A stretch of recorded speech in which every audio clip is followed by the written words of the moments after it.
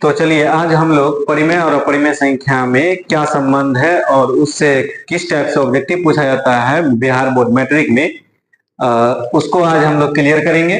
तो पहला है परिमेय और अपरिमेय संख्या का योग हमेशा अपरिमेय संख्या होती है।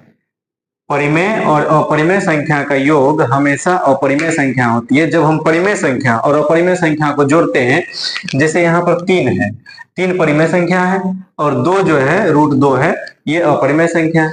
जब हम इसको जोड़ते हैं तो ये पूरा जो है अपरिमेय संख्या हो जाती है। सेम उसी प्रकार से यहाँ भी है, 2 परिमेय संख्या है और 5√5 जो है ये अपरिमेय संख्या है। 2 परिमेय संख्या है और 5√5 अपरिमेय संख्या है।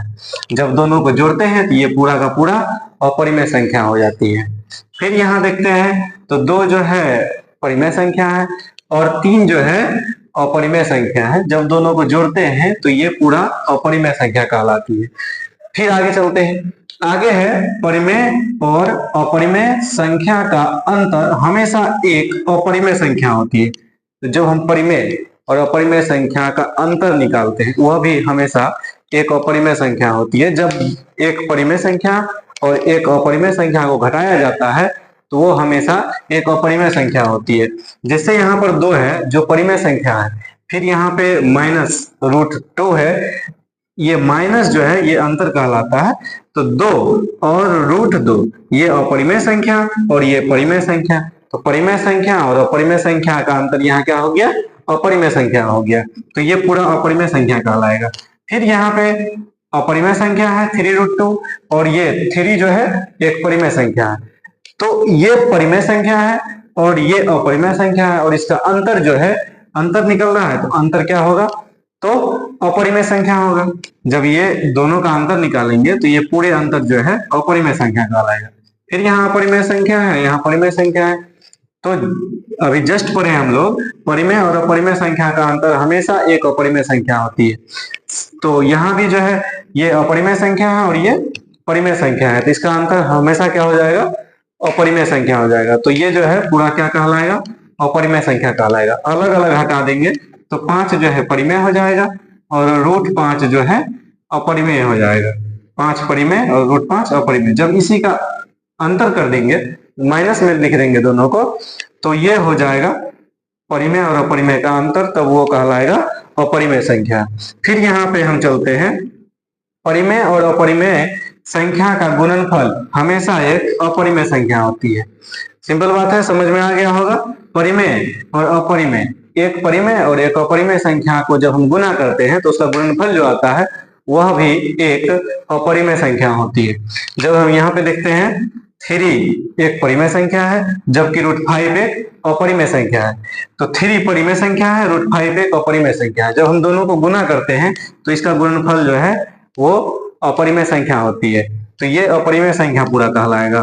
फिर यहाँ पे देखिए 5 और इंटू जो है √7 है, तो 5 × √7 है, 5√7 हो जाएगा और ये अपरिमेय संख्या कहलाएगा। जबकि 5 परिमेय संख्या है और √7 अपरिमेय संख्या है। दोनों को अलग अलग रखेंगे तो एगो अपरिमेय होगा और एगो परिमेय होगा। और जब दोनों को एक साथ गुना कर देंगे तो वह जो है पूरा अपरिमेय संख्या हो जाएगा। जैसे यहाँ पर देखिए 3/2 है और इंटू √2 है, 3/2 इंटू √2।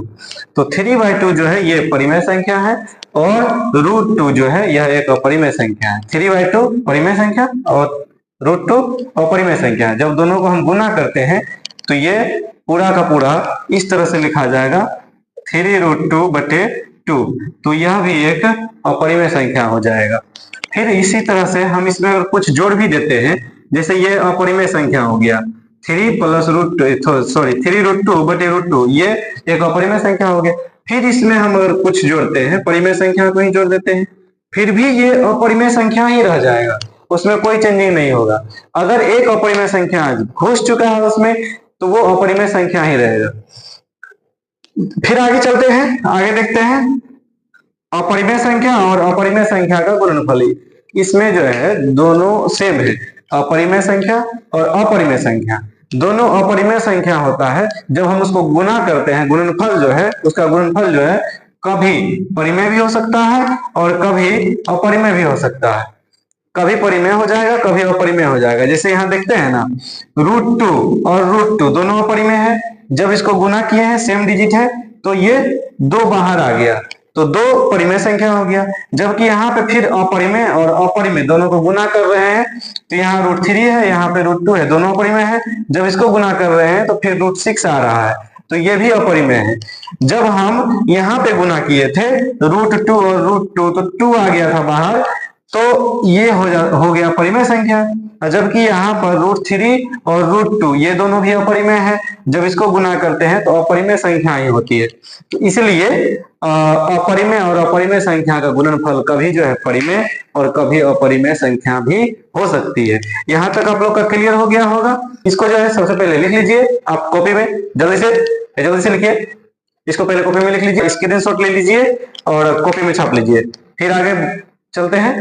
तो अब देखते हैं परिमेय और अपरिमेय संख्या से किस प्रकार से क्वेश्चन पूछा जाता है। तो पहला क्वेश्चन है, क्वेश्चन नंबर 1 है, √3 1 है, क्या है? तो परिमेय संख्या है या अपरिमेय संख्या है, सी प्राकृत संख्या है, डी इनमें से कोई नहीं। इस टाइप से क्वेश्चन आपका बिहार बोर्ड में पूछा जाता है। तो देखेंगे ये √3 अभी जस्ट हम लोग पढ़ चुके हैं। परिमेय और अपरिमेय संख्या का डिफिनेशन भी पढ़े उससे पहले वाले वीडियो में। उसके बाद हम परिमेय और अपरिमेय संख्या के साथ क्या संबंध होता है ये अभी तुरंत पीछे बताए हैं। और अभी अब देख लेते हैं √3। क्या √3 रूट से बाहर निकलेगा? नहीं निकलेगा, तो ये अपरिमेय संख्या हो जाएगा। क्या हो जाएगा? अपरिमेय संख्या। फिर अगला क्वेश्चन है, 2 नंबर क्वेश्चन है, इनमें से कौन परिमेय संख्या है? तो देखेंगे कि इनमें से कौन परिमेय संख्या है। तो परिमेय संख्या देखिए यहाँ पे ए नंबर में है 2 और -√3। हम बताए थे, इसे जस्ट अभी तुरंत पहले बताए हैं कि परिमेय और अपरिमेय संख्या का अंतर जो है, परिमेय और अपरिमेय संख्या का अंतर जो होता है वो अपरिमेय संख्या होता है। तो ये परिमेय संख्या नहीं होगा, ये गलत है। फिर अगला है √5। √5 भी परिमेय संख्या नहीं है। इसके बारे में भी देख लेते हैं थोड़ा सा। तो ये यहाँ पे कुछ नहीं है, तो गुना का चिन्ह है, इसलिए √3 और √3 कट जाएगा और 2 जो है बाहर आ जाएगा, मतलब 2 बच जाएगा यहाँ पे। तो 2 जो है परिमेय संख्या है। तो ऑप्शन सी सही होगा कि इनमें से कौन परिमेय संख्या है। तो यहाँ पे परिमेय संख्या और अपरिमेय संख्या का अंतर दिया हुआ है जो कि परिमेय संख्या नहीं होता है। यहाँ पे √5 दिया हुआ है जो परिमेय संख्या है ही नहीं। यहाँ पे 2√3 बटे √3 दिया हुआ है, √3 कट जाएगा, 2 बच जाएगा, तो 2 जो है परिमेय संख्या हो जाएगा। बाकी √6 जो है रूट से बाहर नहीं आएगा, ये भी परिमेय संख्या नहीं होगा। फिर आगे चलते हैं। तीसरा क्वेश्चन है, 7 + 3√3 एक संख्या है। तो 7 + 3√3 कैसी संख्या है? तो देखते हैं, ए है प्राकृत संख्या, बी है परिमेय संख्या, सी अपरिमेय संख्या, पूर्णांक। तो देखते हैं 7 + 3√3। तो अब यहाँ पे देख लीजिए, संख्या को देखना है कि यहाँ पे एक अपरिमेय संख्या है और एक परिमेय संख्या है, दोनों का योग पूछ दिया है कि कैसा संख्या है। तो हम बताए थे कि परिमेय संख्या और अपरिमेय संख्या का योग जो है हमेशा अपरिमेय संख्या होता है। तो ये भी हो जाएगा अपरिमेय संख्या, ऑप्शन सी नंबर सही होगा। ठीक है। अगला है 4 नंबर क्वेश्चन में, निम्न में से कौन अपरिमेय संख्या नहीं है। क्वेश्चन पे ध्यान देना है, नहीं तो बच्चे लोग जाते हैं वहां पे पूरा कंफर्म होके कि हम जो है परिमेय संख्या अपरिमेय संख्या अच्छा से पढ़ चुके हैं, लेकिन होता क्या है, क्वेश्चन को सही से पढ़ने नहीं ध्यान देने के बाद जो है, सही से नहीं पढ़ने के बाद जो है लिखा हुआ रहता है इनमें से कौन परिमेय अपरिमेय संख्या नहीं है, लेकिन वहां पे ढूंढ लेता है फटाक से इनमें से कौन अपरिमेय संख्या है और तुरंत हम टिक लगा देते हैं, जो कि इसी में बहुत सारा ऑब्जेक्टिव गलत हो जाता है। तो थोड़ा ध्यान से पहले क्वेश्चन को समझेंगे, उसके बाद जो है उसको बनाएंगे। तो क्वेश्चन को समझेंगे तो क्वेश्चन बोल रहा है इसमें से कौन अपरिमेय संख्या नहीं है। तो अपरिमेय संख्या नहीं है मतलब परिमेय संख्या होना चाहिए। तो ये तो अपरिमेय संख्या है ही, ये भी अपरिमेय संख्या है क्योंकि 2√3 है, मतलब परिमेय और अपरिमेय का गुणांक है, ये भी अपरिमेय संख्या ही है। फिर अगला है तीसरा सी नंबर, इसमें भी परिमेय और अपरिमेय का अंतर दिया हुआ है, यह भी अपरिमेय संख्या ही है। और लेकिन यहाँ पूछा क्या है कि अपरिमेय संख्या नहीं है, ये भी अपरिमेय संख्या है, ये भी अपरिमेय संख्या है, ये भी अपरिमेय संख्या है। अब तो आंख बंद करके हम इसको लगा देंगे, लेकिन कैसे है ये परिमेय संख्या इसके बारे में समझेंगे, ये अपरिमेय संख्या क्यों नहीं है। तो √16 जो है ना, रूट 16 को जब हम बाहर निकालते हैं, तोड़ते हैं, इसका गुणनखंड करते हैं, इसका वर्गमूल करते हैं, तो इसका वर्गमूल हो जाता है 2 गुना 2 गुना 2 गुना 2।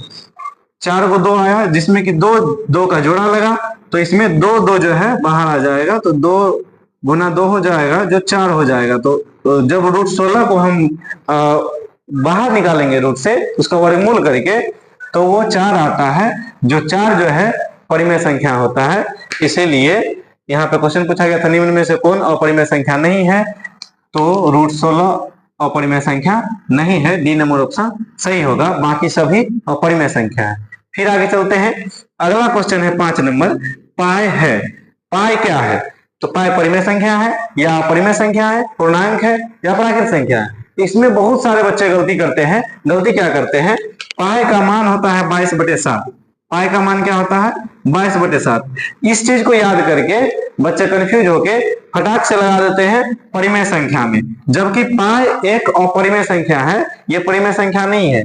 पाई अपरिमेय संख्या है, 22/7 पाई का मान है, तो पाई का मान से हमको मतलब नहीं है। यहाँ पे पाई पूछा गया है कि पाई कौन सी संख्या है, तो पाई परिमेय संख्या नहीं है, वो अपरिमेय संख्या है, तो बी नंबर ऑप्शन सही हो जाएगा।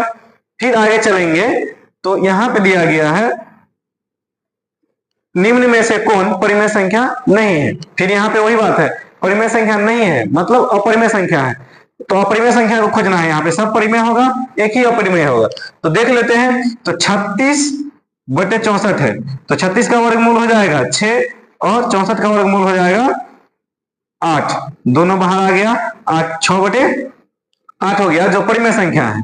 यहाँ पे पूछा है परिमेय संख्या नहीं है, तो यहाँ पे देखते हैं बी नंबर में, ये तो परिमेय संख्या ही है, तो बी नंबर में देखते हैं। बी नंबर में देखते हैं तो एक फिर बाहर आ जाएगा, 1 का वर्गमूल 1 होता है, और फिर 81 का वर्गमूल जो है 9 होता है, तो यह भी बाहर निकल गया। अब आगे देखेंगे, यह भी परिमेय संख्या हो गया। यहाँ पे पूछा है परिमेय संख्या नहीं है, 3 का वर्गमूल नहीं होता है, 3 बाहर नहीं निकलेगा, 5 का वर्गमूल नहीं होता है, 5 बाहर नहीं निकलेगा। हमको ऑप्शन मिल गया है सही वाला कि सी और नंबर ऑप्शन जो है √3/5 जो है ये एक अपरिमेय संख्या है, जो कि परिमेय संख्या नहीं है। फिर आगे देखते हैं, तो 9 भी परिमेय है और बटे में है √49, जिसका वर्गमूल हो जाएगा 7, तो यह हो जाएगा परिमेय संख्या। तो इसमें कौन परिमेय संख्या नहीं है? तो √3/5। फिर आगे चलते हैं, फिर अब यहाँ आ गया पाई का मान 22/7 होता है, और यहाँ पे पाई लिखा हुआ है, जबकि हम यहाँ पर बोले थे कि पाई जो है अपरिमेय संख्या है, लेकिन 22/7 जो है, अब यह जो है क्या हो जाएगा? परिमेय संख्या हो जाएगा, सॉरी परिमेय संख्या हो जाएगा, यह अपरिमेय संख्या नहीं होगा। तो पाई जो है, पाई हमेशा अपरिमेय संख्या होती है, और उसका मान जो होता है 22/7 वो परिमेय संख्या होता है। तो 22/7 अगर देके पूछा हुआ रहेगा संख्या, तो वह परिमेय संख्या होगा, और जब पाई पूछा जाएगा कि पाई कौन सी संख्या है, तो वह परिमेय संख्या होगा। तो एक क्वेश्चन और देखते हैं, 0.3 पे रेकरिंग है। रेकरिंग को ध्यान दीजिएगा, रेकरिंग का मतलब होता है कि जब हम दो संख्या को इस तरह से लिखते हैं, तो ये जब चलते जाता है चलते जाता है चलते जाता है, तो इसके लिए हम लोग जो है 0.3 लिख के इसको रेकरिंग में लिख देंगे, तो समझ जाएंगे कि ये 3 जो है चलते जाएगा, एक ही डिजिट चलते जाएगा, इसलिए रेकरिंग दिया जाता है।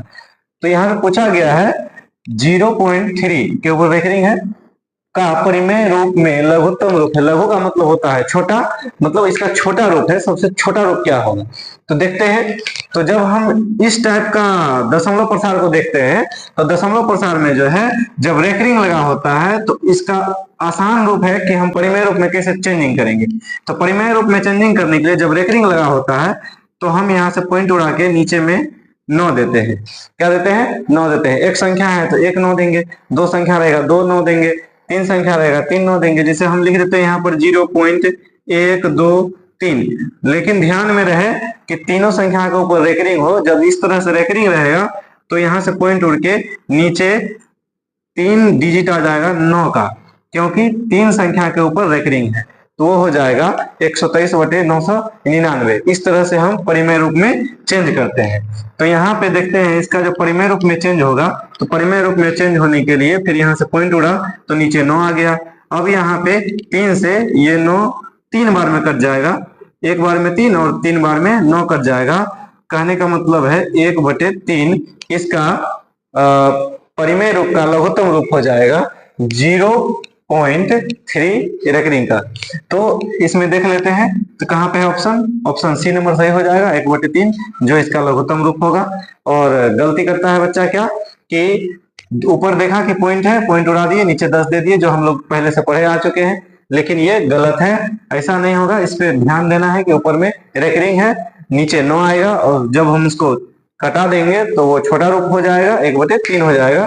तो इसका सी नंबर आंसर सही होगा। तो इस टाइप से जो है परिमेय और अपरिमेय से ढेरों सारा ऑब्जेक्टिव पूछा जाता है, जो इसी सब रूप का होता है, जिसमें कि परिमेय और अपरिमेय का अंतर पूछ देता है, परिमेय और अपरिमेय का योग पूछ देता है, परिमेय और अपरिमेय का गुणनफल पूछ देता है, और अपरिमेय अपरिमेय संख्या का गुणनफल पूछ देता है। तो गुणनफल पे थोड़ा ध्यान देना है कि जब √2 गुना √2 रहेगा तो ये बाहर आ जाएगा, मतलब सेम डिजिट, ये सिर्फ √2 के लिए फॉलो नहीं करता है, सेम डिजिट जब जो भी रहेगा, जैसे √8 गुना √8 है, ठीक है, तो ये भी बाहर आ जाएगा, ये भी बाहर आ जाएगा।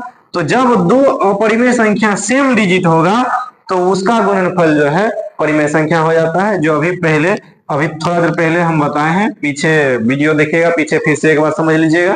तो उसमें बताया गया है कि जब दो अपरिमेय संख्या को गुना किया जाता है तो वो परिमेय संख्या भी हो सकता है और अपरिमेय संख्या भी हो सकता है। जैसे अब देखते हैं, जैसे यहाँ पे लिखे हम √3 इंटू √3, तो ये भी जब दो जोड़ा लगता है तो वो एक डिजिट बाहर आ जाता है। इस तरीका से कभी परिमेय संख्या हो जाता है और कभी अपरिमेय संख्या हो जाता है। जैसे अब अपरिमेय संख्या कैसे होगा, तो अपरिमेय संख्या जैसे 3 इंटू √2 कर दिए, तो अब देखिए यहाँ पर दोनों डिजिट अलग अलग है, तो इसको गुना करते हैं तो √6 हो जाता है, जो अपरिमेय संख्या है। फिर जो है √7 इंटू √3 कर दिए, 7 या 21 हो जाएगा, रूट में ही रह जाएगा, ये भी बाहर नहीं निकलेगा, ये भी अपरिमेय संख्या हो जाएगा। इस प्रकार से परिमेय और अपरिमेय संख्या से रिलेटेड सारा ऑब्जेक्टिव पूछा जाता है। तो उम्मीद करते हैं कि आप लोग से परिमेय और अपरिमेय संख्या से एक भी ऑब्जेक्टिव नहीं छूटेगा और छोड़ना भी नहीं है, और अच्छे तरीका से क्वेश्चन को समझ के उसके बाद बना के आना है। आज भर के लिए इतना ही रहने देते हैं।